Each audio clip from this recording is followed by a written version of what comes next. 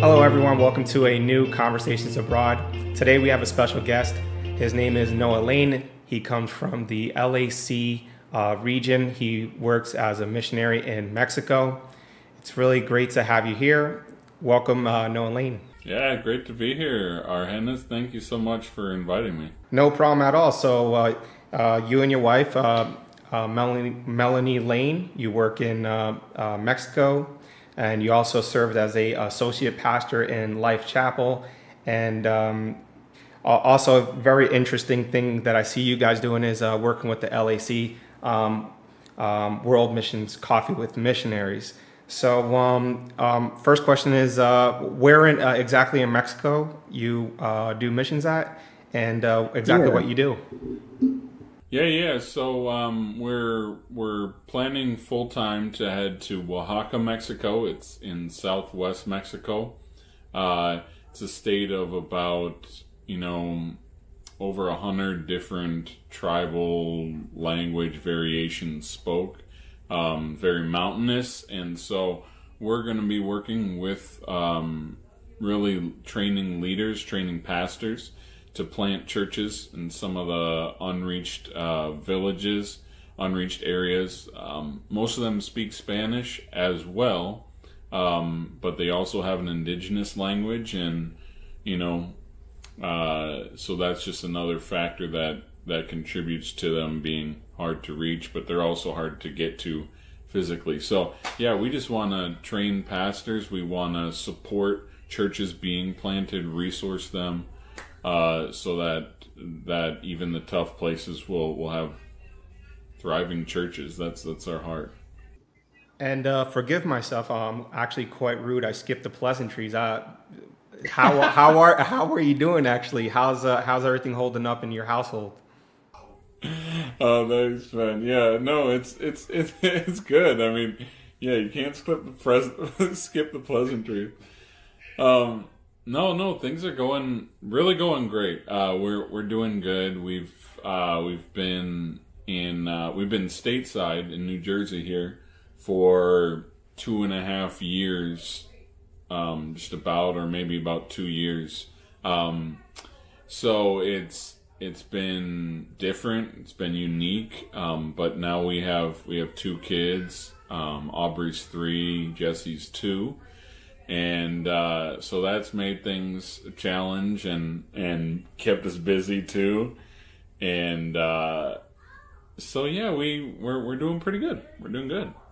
Awesome. And how are you guys doing with the COVID-19? It's got to be a unique experience that missionaries are going through. How are you mending through all that? How are you occupying yourself? I'm pretty sure you're trying to stay busy on your side. Yeah, you have to. It's a daily finding out what to do.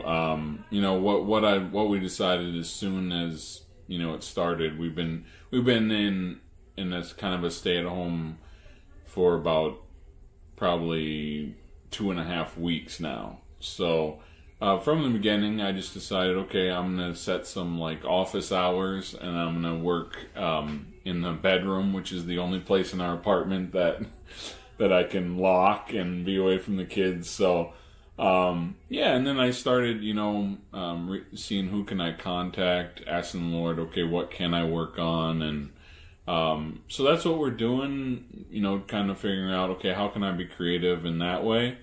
And then also saying, okay, how can we be a part of reaching our community too, and those around us who are in need, because we kind of see that opportunity. So we're very much in the midst of that, and it's really not too bad, I would say. Not too bad.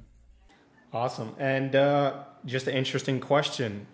You've been stateside for 2 years, and this might relate to a lot of veterinary missionaries. How does it feel to get the frequent question, did you go out on the mission field yet? Well, it's funny because we've gotten a variation of that question for a long time. And then I think because we were still in this waiting process, people have just kind of stopped asking. Because they don't, if you see a missionary and you don't really know them, your question is, when are you leaving? But if they can't answer that, then you're like, well, what else do we talk about? Yeah. And you also, do you want to any like further or up to date news about the whole adoption process? And just so everyone knows, in case you don't know who Noah Lane is, you went through a very long and vigorous, I want to say, battle to get custody. Yep. The whole process from foster care to adoption. I think it was a miracle. I'm pretty sure a lot of yep. blessings through that story. So for those single parents out there, do you want to give like a little story or maybe a little update on that? Yeah, absolutely. Yeah. So we've been foster care parents through the state of New Jersey, even when we were associate pastors. And our goal was to foster to adopt. But when we left the pastorate to full-time fundraise for missions, we kind of let our license, stay afloat, but we didn't plan on fostering. Well, we received a call right as soon as we started itineration, and it was as a little girl who's just born, and she needed a home, and they explained the situation, so we said yes. And we weren't sure whether it would go directly to adoption. We weren't sure how long it was going to last. There's just a lot of unknowns. But we said yes, and so we took her with us to every service and everything like that. Well, when we finally raised our budget, she was about 1.5 years old, and it wasn't, the process wasn't complete. So we kind of had to wait, and we talked with our leadership. So they assigned us to something stateside here. And then kind of every 6 months it'd be like, all right, we're hoping. And then something would happen and delay. And okay, we're hoping this will happen. It didn't. So now it's been 3.5 years. She's 3.5. And we just cleared the last hurdle, which was they terminated parental rights. Then there was an appeal. And that took a year. And then that appeal got denied. And then there's opportunity for another appeal, and the time period for that just ended. So now we have started the adoption paperwork, and but of course, because of the coronavirus, everything is at a standstill. but once it gets back up and going fairly quickly, we're expecting all that to go through. So yeah, that was that. And then in the midst of that, we privately, not through the state, but privately, we adopted a little boy from birth too, and got to name him Jesse and everything, and he just turned 2. So you mentioned that I mentioned before in the introduction that you were a associate pastor for the church in Life Chapel, and you also mentioned that you're going to Mexico and you're going to be a resource to the national churches over there. With that experience that you had as an associate pastor, do you feel like that experience is going to help you in perhaps being a valuable resource in that country, or do you feel like it's totally different compared to the United States? Good question. I would say it's both. It is totally different, but the experience helps. I think one thing that definitely helped was learning how to work with our senior pastors. So, learning how to serve them and how to their leadership style and how to be effective in serving. I think that will totally help us, because going down into Oaxaca and all of Mexico, there's an established structure in the Assemblies of God. There's superintendents, there's districts, there's this position, there's that, everything. So leadership is set up, and we have to work within that, So I think that was a huge way that it helped us. Have you had experience working with the national churches and superintendent in that location? A little bit, kind of secondhand. So through a missionary colleague that has been there 10 years, the Figueroas, Ephraim and Catherine, I've worked alongside with them, and so through them I've been introduced to and talked to, and met like a director of this training program. I've met the national missions director, the national indigenous ministry director. So I've met some of them. I haven't had really the opportunity to directly work underneath them yet, but I've at least made the contacts for them, you know. Is there any giveaways or takeaways that you could get from working with a pastor in the United States with a pastor in Mexico, or let's just say, for the sake of the conversation, working with a different church in a different, I guess, within their context?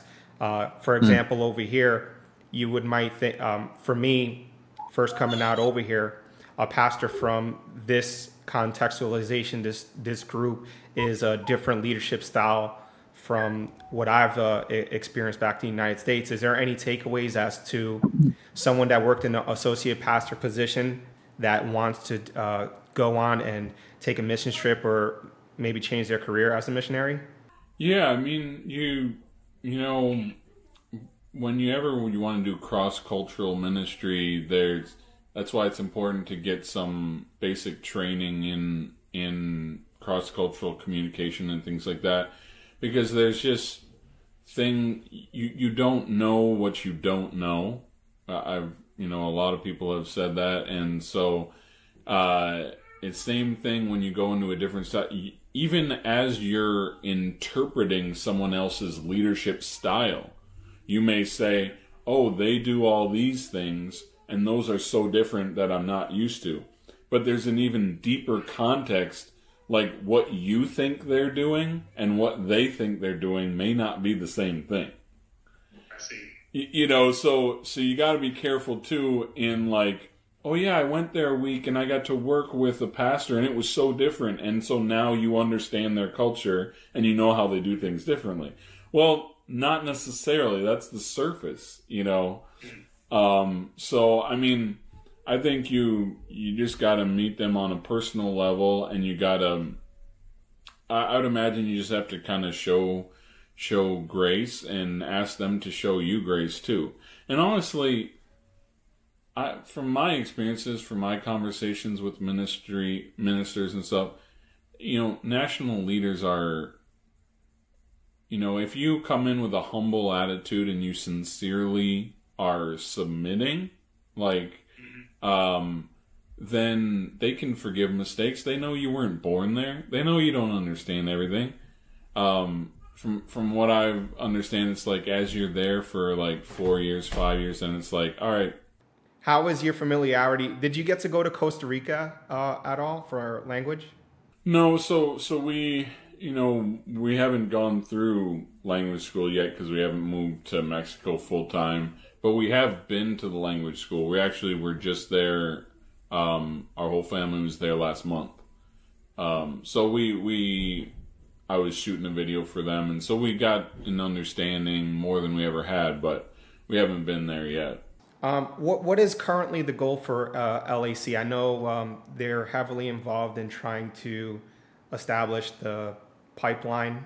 I think when we had a meeting with you, you were at Chi Alpha Universities, and what is there anything special that's going on? For example, in Africa, we're trying to establish base camps, and we're trying to strategize our ministries into specialized ministries. So anything that maybe the world could find interesting that the LAC is up to?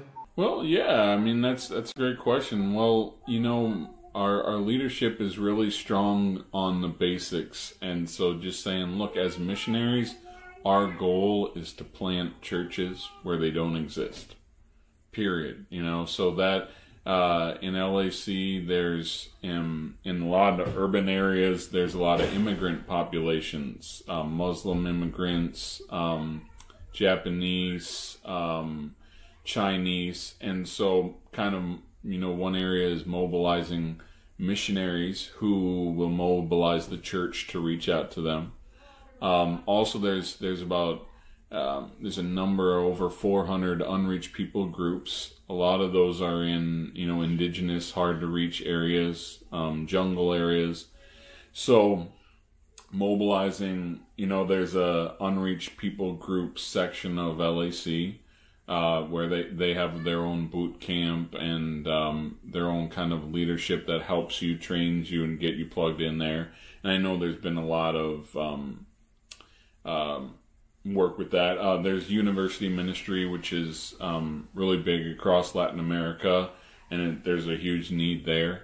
So that's something that they're pushing, and there's kind of a network across LAC. They're sharing information, and they're helping each other that way. So yeah, I mean, there's a ton going on.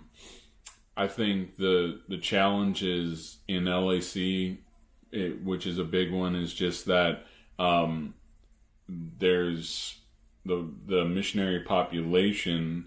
A number of them, the number that are 55 and older, is pretty high.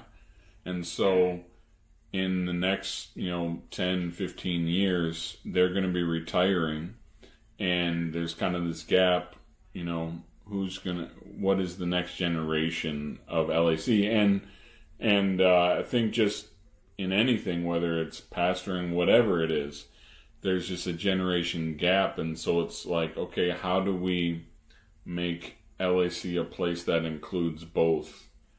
And how can we make it a place that young people can thrive as they and work, give their lives within it? So that's kind of the strategy. And so part of that has been being present at Chi Alpha events. Chi Alpha, you're familiar with it, college students, a ministry to college students on any campus, So that's a huge way in the U.S. where you can say, hey, look, there are opportunities to serve in Latin America. And sometimes if you're not there, they just don't hear that. But when they're looking face to face with someone, oh, you're actually a missionary. Oh, you can actually, all of a sudden makes it real. It creates another opportunity for them to engage. And then I think social media is another way. We've been really trying to push that through Facebook, through Instagram, YouTube, our website. We're trying to create engaging content that will draw people in, that will give them an understanding of what ministry in LAC looks like. I know you've been bouncing around a few places. I think last year or something, I think I saw you in Mexico before the whole coronavirus thing. You were quite busy. You said you were back in Springfield. I think I saw you do some stuff over there, and then you were in Costa Rica. So take us through your journey in that, even though you're waiting to go be sent out in the mission field, but you're still occupying your time. You're still being really busy with the AGWM. Maybe give me some of your input on that lifestyle right there. Once we had raised our budget and we realized, okay, we can't leave right this moment. We started talking with our leadership, explaining the situation and just asking for advice. And so they've been great to us, and they've given us this stateside assignment, which is really kind of open-ended and allowed us to explore and create opportunities. And so one of those was that I just began praying, okay, why don't I take a prayer trip, see if it's possible to take a prayer trip to one of these unreached peoples in groups in Oaxaca. And so in August of 2018, I was able to do that and take my first trip to Oaxaca, Mexico. And so I got to go to an unreached village way up in the mountains. I got to meet some Mexican pastors and leaders. I got to meet, spend time with the Figueroa's missionaries that are there, and travel throughout Mexico. So I was actually there 4 different times that I went to Oaxaca. and did different things. And kind of the last time I was there, I thought, hey, I want to really do something. And I had a video camera, and I said, you know what if I try to, and I've done a few videos before, but I was like, what if I say, hey, I'd like to shoot a video for the, capturing the graduation of this indigenous training program. And I said, what if we go in the mountains, we interview an indigenous pastor who is graduating, interview him in his little village, in his church, and kind of see everything, and do that. So in March of 2019, I guess that was my first opportunity. I did that. I worked hard on it and just kind of learned it all. And from that, LAC was really pushing these opportunities on our website. So if you go to lacworldmissions.org/join, there's missionaries have posted opportunities to come work with them and to apply and be a missionary associate and learn missions. And so I said, you're seeing this like little paragraph on a website, and you're seeing a location and a name, but give me a little video that can help me see.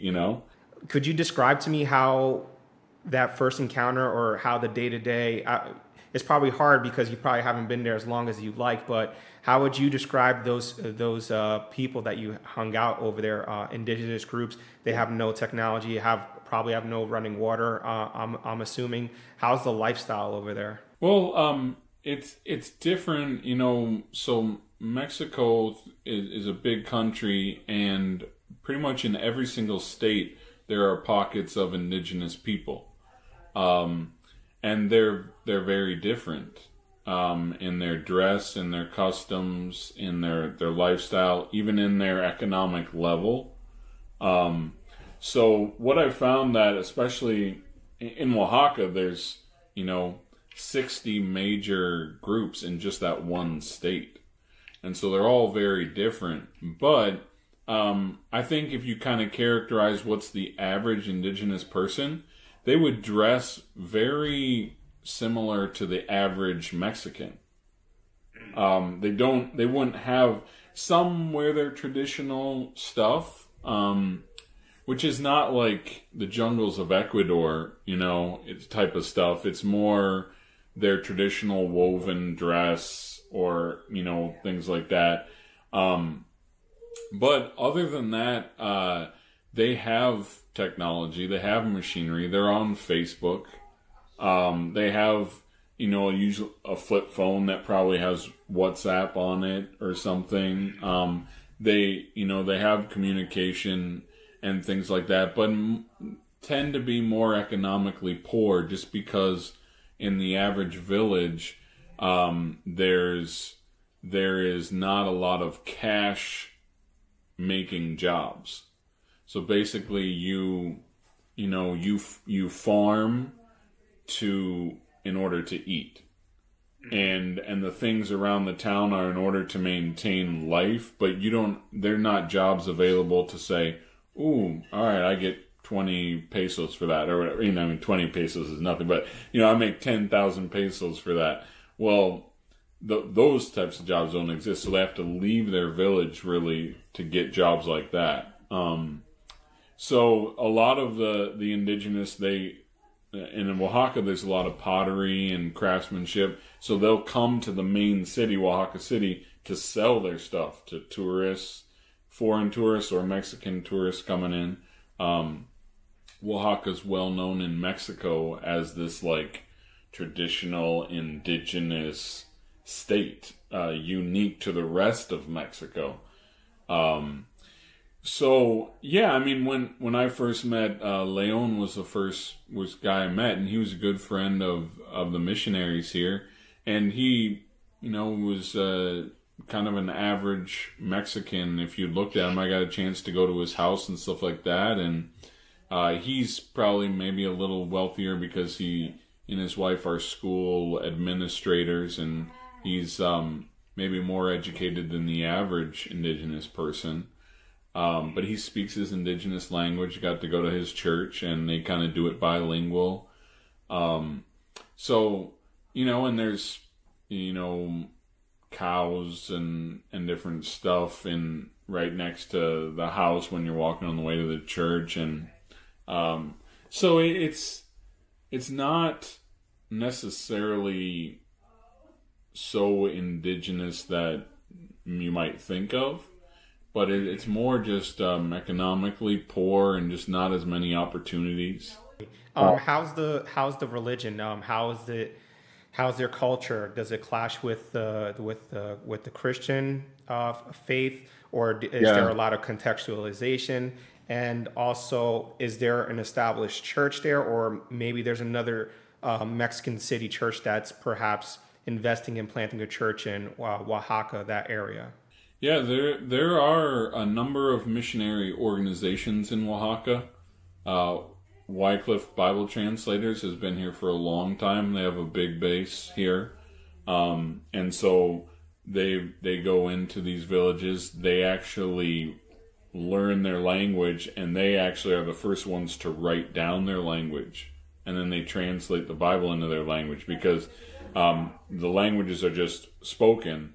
Oral languages, they're never written down. So these Wycliffe... Is it completely different than Spanish, or is it yeah. like a dialect? Or? Yeah, no, it's not related to Spanish at all. It's indigenous language. I don't know what to necessarily compare it to. I have some recordings and stuff. But some of them are even tonal, languages, and very different. But then they incorporate Spanish words into that language because the language is very limited in the scope. It's mainly just the daily activities of life, like pre-industrial activities of life that are included in that language. So any new thing they just borrow from Spanish. So it's kind of, it's interesting, the language, but there are a number of missionary organizations. There's a solid missionary community, and in Oaxaca City, the main city, there's a number of churches, and the Assemblies of God is strong. They have a number of churches, but I think the difficulty with Oaxaca is that there are over 10,000 villages, and they're difficult to get to. And basically, each cluster of maybe 2-3 villages is isolated unto itself, and it has its own dialect and its own language that may be similar or may be completely different from another.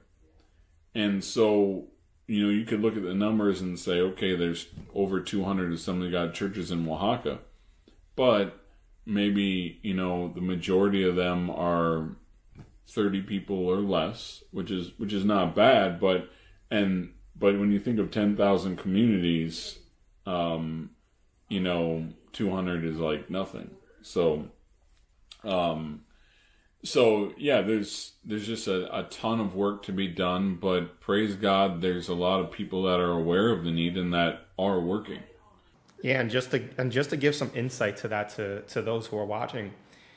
It's very when it comes to having that many unreached people groups and those small clusters of groups, the difficulty is, you think of your city, there's that one big church, and everyone from that city amasses to that church, and it's completely different when it comes to those unreached people groups, because there's clusters of people that speak different languages, different dialects, have different culture, so that effectiveness of that having just one church to serve all is really quite hard, unless that church is really aware of their outside and they're learning to change the gospel.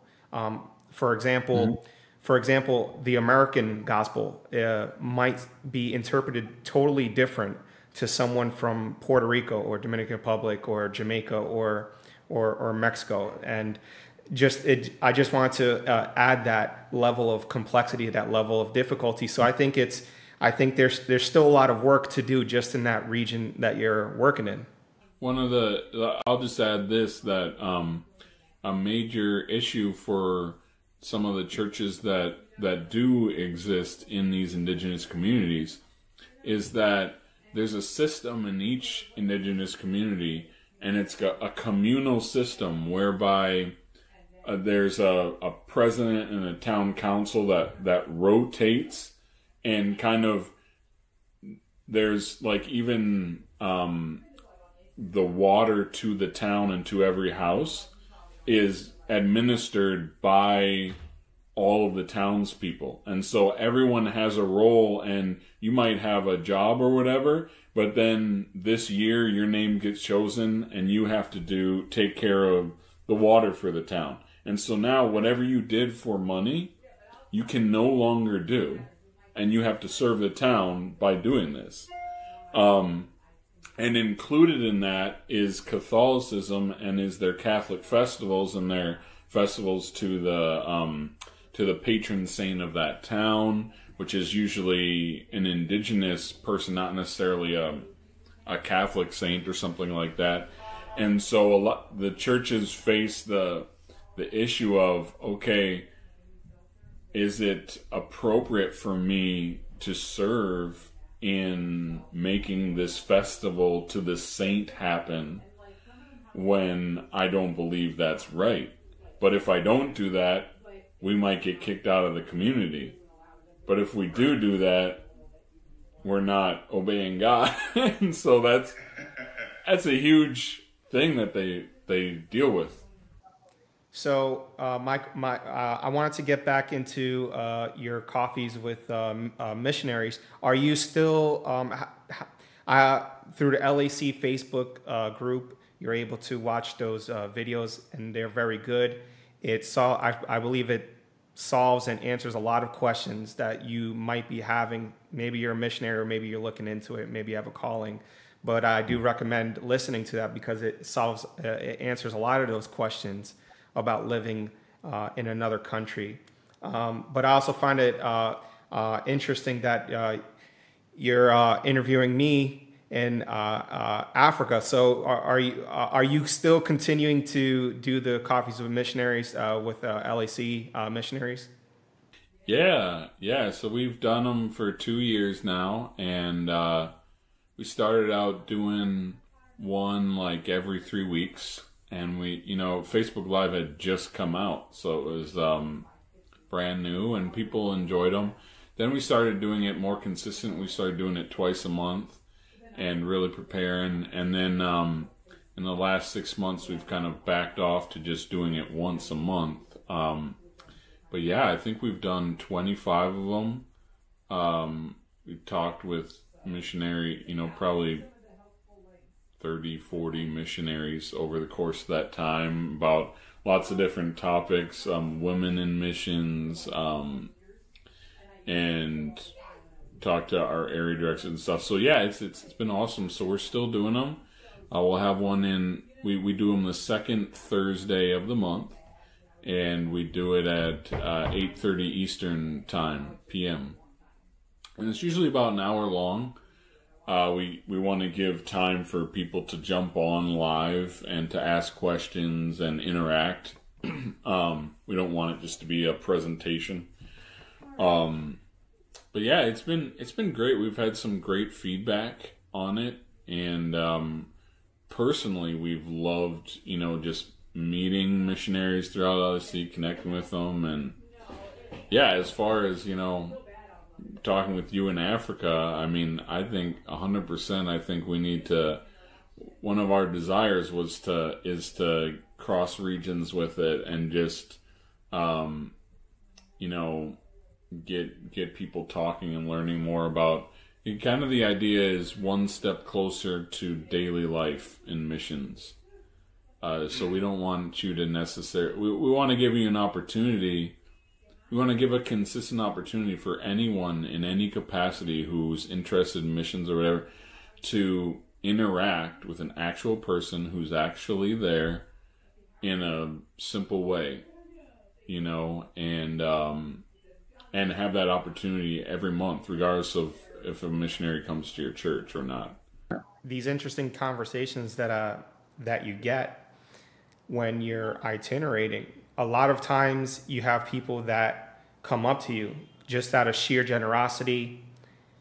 Maybe they might be feeling something inside, and I think that's what these podcasts or these conversations do. They're helping out those people that don't get that daily ingestion of a missionary presence, and that's what I just love about social media. And I do feel as though as people look to us as my conversation with Nick Serban, he says that people look at missionaries like superheroes, that they don't bleed, they have super faith. There was one gentleman that from the LAC community as well. He says, I want to make missions less mysterious. And that's why I wanted to do this YouTube channel, this conversation with people.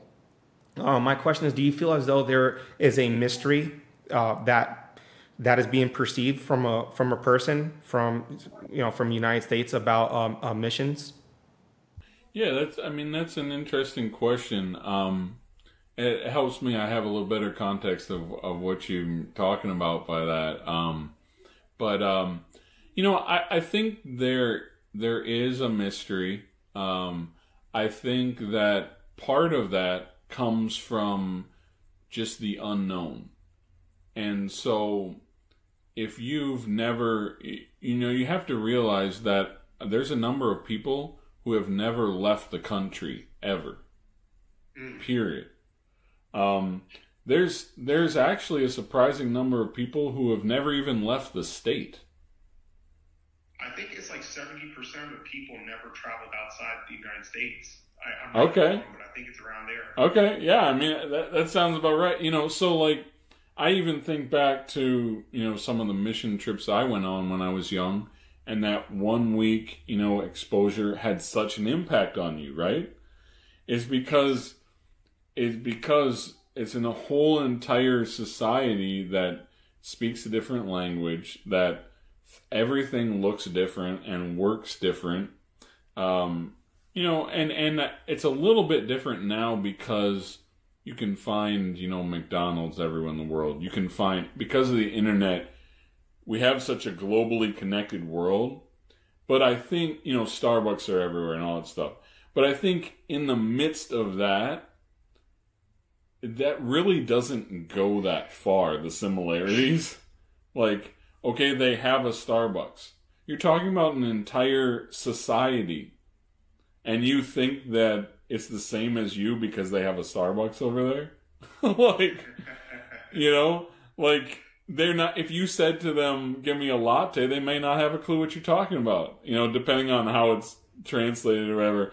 They also have menu items in their country that aren't in the States. So, all that to say, I think it's valid. The mystery is valid simply because you don't know what you don't know. And so, even from my perspective, I've traveled, and to many different places and cultures. I've spoken in Spanish with other people. I've had conversations and interacted and stuff like that. But our family has not moved and lived for even 1 year in another culture. So to us, there's a huge mystery about that because we haven't experienced that. For you guys have been there 6 months. You've grinded through that and you have a different perspective than you did. So I think in that sense, there is a mystery. But I think the other aspect of it is that you kind of have to educate people on the things that are not mysterious, which is you're still the person that you are. You don't transform into a different person. Every person on the entire planet has to eat every single day. They have to go to the bathroom. They have feelings. They have things, and so just those simple things can kind of, if you let the feeling of mystery take you away, you're like, oh my goodness, you live here, you work there, how can you do that? But then when you think about it and you're like, yeah, I have to find out where to eat every day. Well, yeah, I guess that makes sense. Yeah, because every human being has to do that. So you have to find a place to live. You have to, do all these kinds of things. So even in ministry, the heart is we want to share the gospel. We want to care for people. We want that to happen. We want to reach everyone. We want to share them. Does that mean all day long you're just sharing the gospel with people?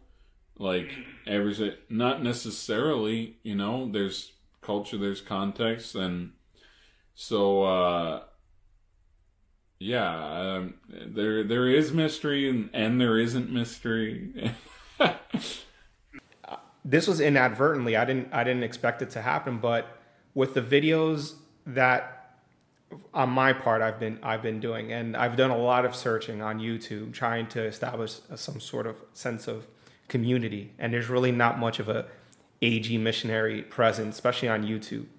Maybe a little, definitely a lot on Facebook, because it's used as a tool for missionaries it's almost like a community board for their supporters to follow and to see.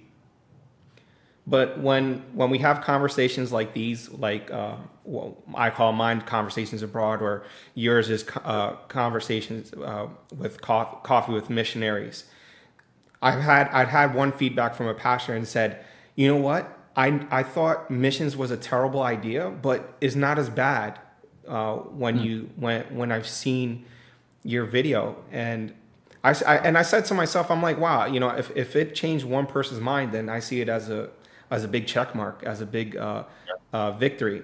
And I see that's the same thing that's happening with LAC, with the coffees with missionaries. I appreciate that. Yeah, you're right. It is. It makes it worth it, and it is amazing how just even having a simple conversation about something that people don't talk about or people don't hear about, it makes a big impression. I want to brush up on this topic about what you guys personally did. I don't think I've had any relationship at all, and we've met at the church, and somehow I don't know how it happened. Maybe you reached out to my wife, or your wife reached out to my wife, but somehow you invited us over for dinner. I think it was like sausage and peppers that we had. It was really good. But that community that I had with you guys on the itineration, I do not think I think it made it a lot easier, that process coming over here to the mission field. And also you told us a lot about your experience and the whole itineration process. So I just wanted to say thank you for helping us in that regards. And I'm hoping that other missionaries could be doing that favor as well. I know for a fact on my behalf in my life, I know what you guys done. I feel compelled to do it to the smaller missionaries out there. Maybe you're a starting itinerary missionary right now, and you have no supporters right now. Find yourself, ask those questions for those veteran missionaries, because it took us a long way. Yeah, well, thanks, Argenis. I appreciate that. Yeah, My question is, what is the one thing you wish someone would told you before you went into the mission field or preparing to go to the missionary field? Yeah. For us, as I was thinking about this question, I kind of realized that it was more like I just wanted someone to kind of sit down with me one-on-one, hear my concerns, look at me and say, look, missions is not glamorous. It's not a rock star lifestyle. It's difficult in every sense of the way, but it's worth it. and that's what you're entering. And I think that's what I wanted, because it's not necessarily that I didn't know that. It's not necessarily that I thought it was going to be easy, or it's nothing like that. It's mainly what it is just remembering, like, hey, when because in the itineration process, you go around to so many churches, and it's awesome. Hey, churches, they take care of you, and they treat you very well.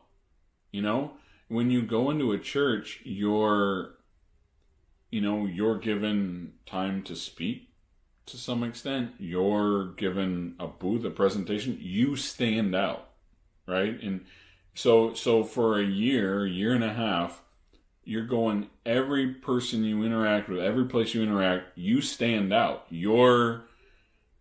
And yeah, there's negative to that, like, oh, you're the odd person out, but also, like, you're kind of the special guest everywhere you go. And you're hearing things like this. Oh, missionaries are wonderful, and people are praying over you, and oh, they're so happy, and oh, they're so pumped, So you get all excited and all that, But you can tend to forget that, listen, this is like a thankless job. It's hard work. It's out in the trenches, and it's going to be like that. And it should be like that, because that's what the work is like, So I think if someone would have just kept that message on me, like, hey, you're not a rock star. Like, your missionaries are just humble servants who get trampled all over, and they do hard work, and no one knows about it and understands. But who cares? That's what you're called to. It's awesome. Absolutely. Maybe they should come out with like a movie or something about the suffering life of a missionary or something like that, just to give you a real perspective. I'm joking. Definitely, yeah, definitely. There's definitely your highs and lows, and it definitely takes a lot of your mental preparation. Has to be.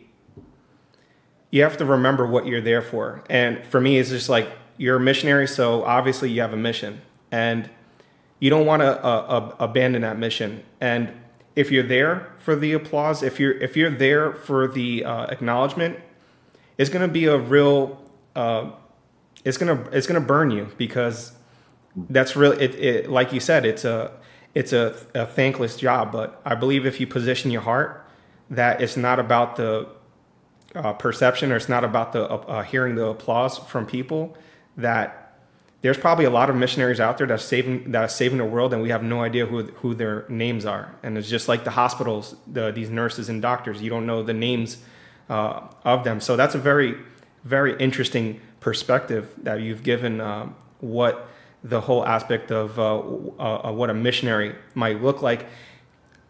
You guys have embattled a lot during your itineration. Well, I mean, you've guys gone through a lot of process.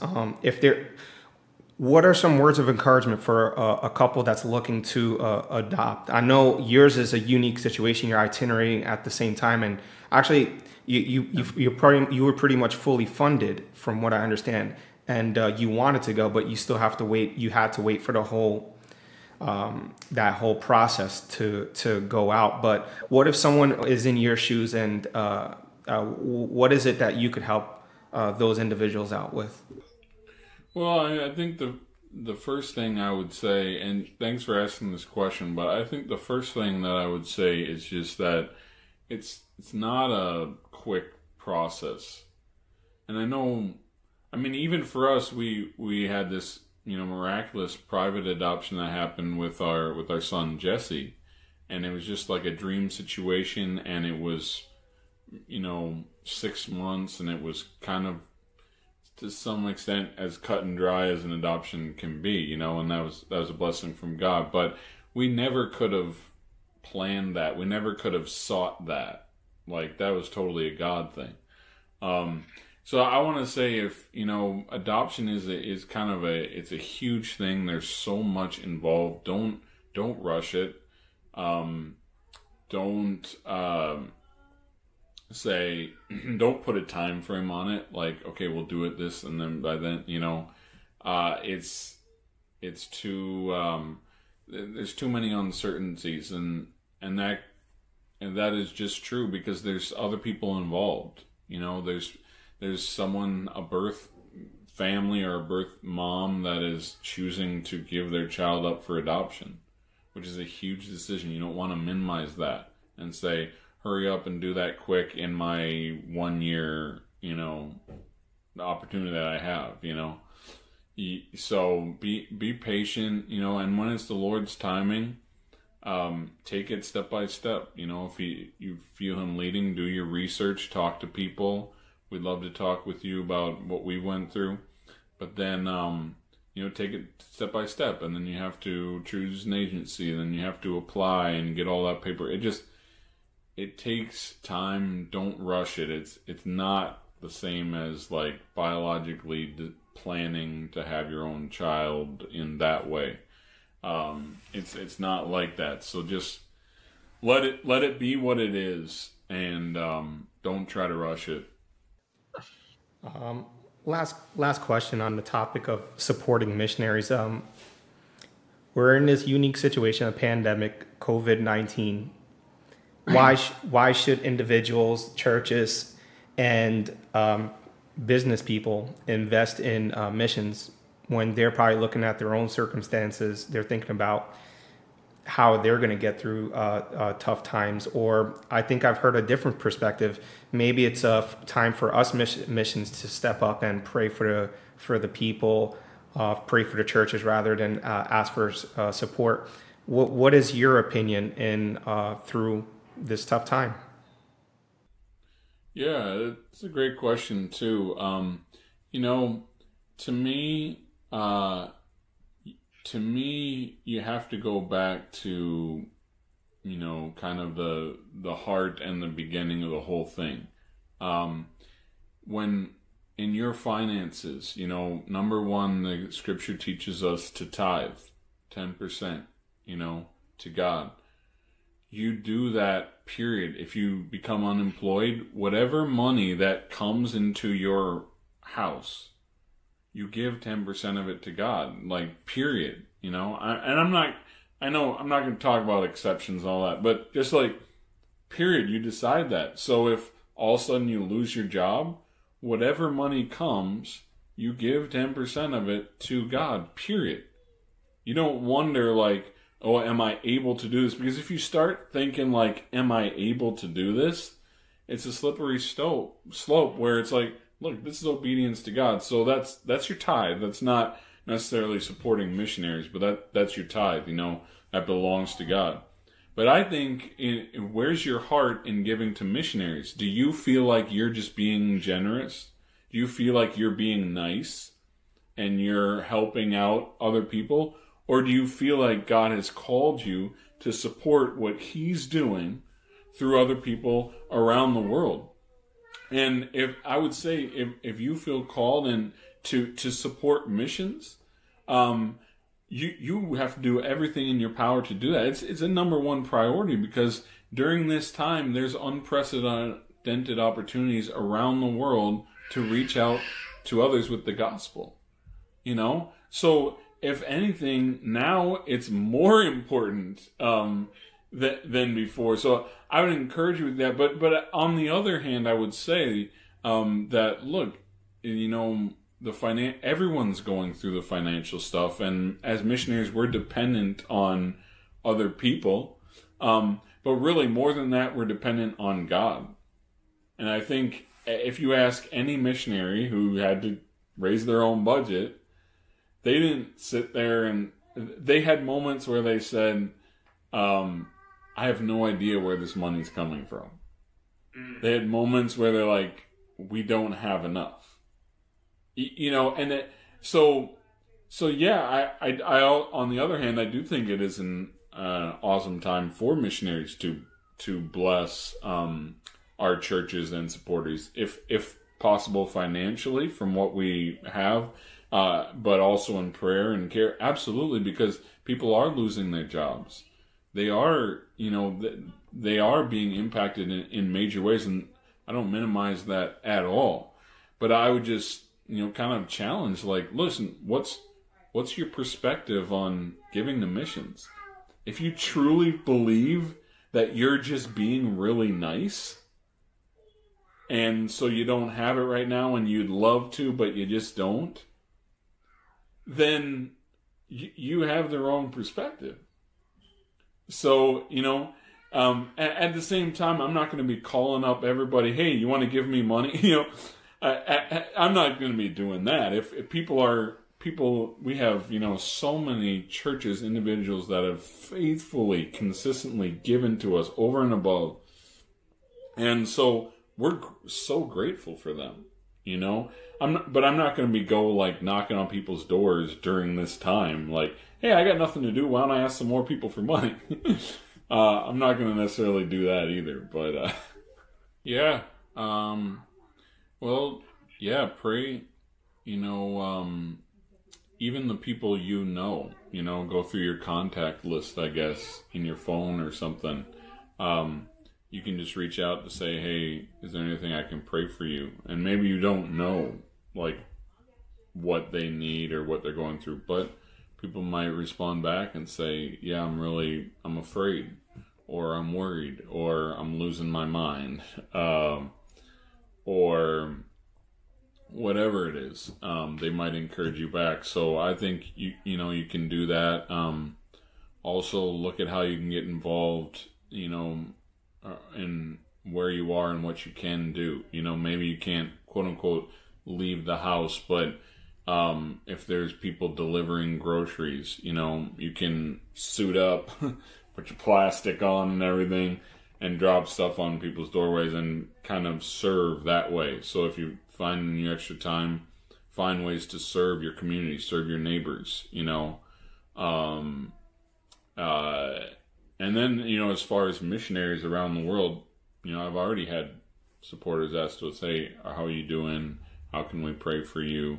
And vice versa. I reached out to pastors and supporters and said, hey, we're thinking about you. How can we pray for you? So I think just those connections, simply asking how can we pray, being faithful to pray that way will bless people, I think. Awesome. And is there anything that you need prayer for that or maybe something you want to? I'm sorry. Is there anything that you would like people to partner you and your family with in prayer as you're being prepared to be sent out? Yeah, I just pray that we'll be faithful in this season, however long it lasts. Faithful to do what God's called us to do, to be His hands and feet. And then also just pray for the rapid completion of Aubrey's adoption. That, once the courts get back up and running, that it will be moving right on through. And pray for that to come through. So I think those are the things, yeah. Awesome. And also, what are some ways? I'm definitely going to drop in the description box below. I'm going to drop a whole bunch of links. Anything in your mind that's important? Maybe you guys want people to follow you in if they haven't done so already. We're on Facebook, Noah and Melanie Lane. You can search that. We're going to get back to updating that. Also, we have a website, loslanes, LOSLANES.com. You can, we try to update there. And we also have a, email list that you can get that way. Also, Coffee with a Missionary is on, we have it on YouTube. So if you look up LAC World Missions, all the episodes are on YouTube, along with some other videos that we've done. And then also, if you go to our website, or LAC's website, which is lacworldmissions.org, if you go /join, it has opportunities listed. And then also, if you go to like interviews, it has a link to YouTube for all of the Coffee with the Missionaries that we've done on there. So those are ways you can stay connected and see what we're up to. And yeah. Awesome. Well, thank you so much, Noah, for being part of our YouTube. You didn't have to do this. You had a dinner with us. You guys poured so much into our lives, and we hope that this video could bless those who are watching. I know it will bless you guys. And we're looking forward to when you guys finally land in Mexico. We're hoping we could do another interview in the future, God willing. Yeah, absolutely. Thank you so much, Arhannes, for setting this whole thing up and for doing what you're doing, because it's awesome. It's such a blast. Thank you for watching another episode of Conversations Abroad. If you want to see our previous episodes, you could click on the thumbnail. If you want to see future content on what we provide, you could click on the subscribe button, hit the bell for further notification. Thank you for watching.